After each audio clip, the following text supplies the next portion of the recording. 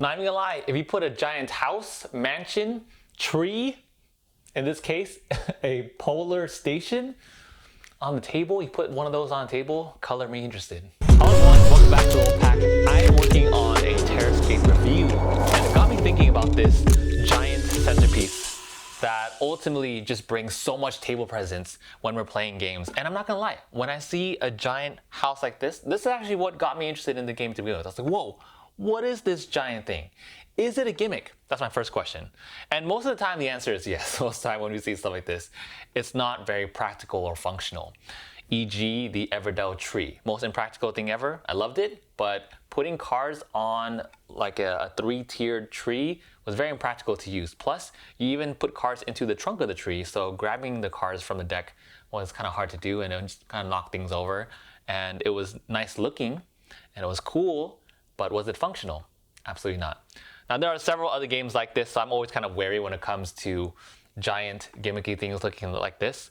But I will say that Terrorscape is one that kind of breaks that mold here because you use every part of this. This giant screen is used to block the killer on one side and the survivors on this side. So that is perfect. You can actually, for the most part, you kind of just see the eyes of the killer, which is very ominous, and it works out. And other times when the killer is taller, then you can just see their entire faces. I think it fits perfectly with the theme of this game. And then on top of that, there are some things here that are very functional. So for instance, here on the very top, and this is a prototype by the way, don't prejudge here, but the base game is just like this Terrorscape 2 here, because I know it's kind of dipping in.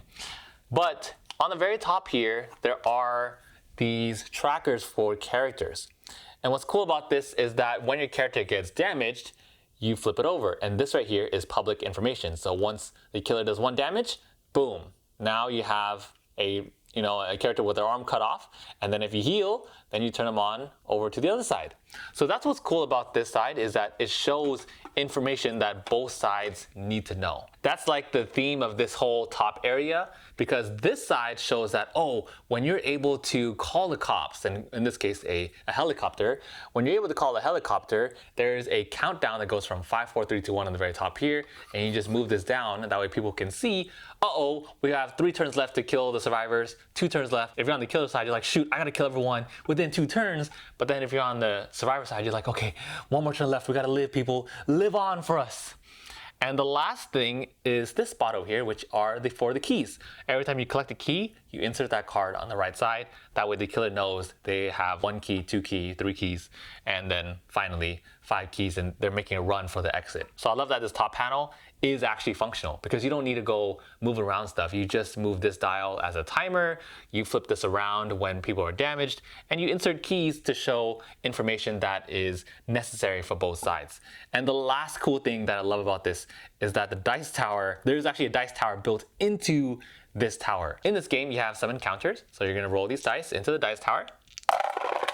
And it works out perfectly because now both sides get to see this really cool, like who doesn't love dice towers? But even though this is built into the game, you get to see, oh, I just rolled 4 and I needed 4 in order to defeat Orion, which has a strength of 4 to start with. So I live, and then it becomes a talking point for that too. So the screen functions as a barrier between both sides, both parties, public display of information, and also as a dice tower. Gimmicky looking things like this are actually practical. Now, do you have any other games that are like this, where part of the core mechanic is this giant table presence of a thing, or is there some kind of rondel that's really cool that you like?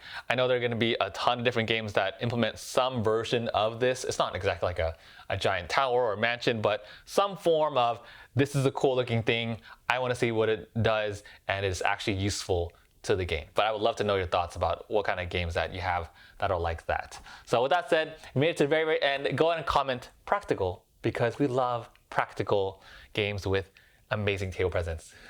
Thank you all so much for watching, and I will see you all tomorrow.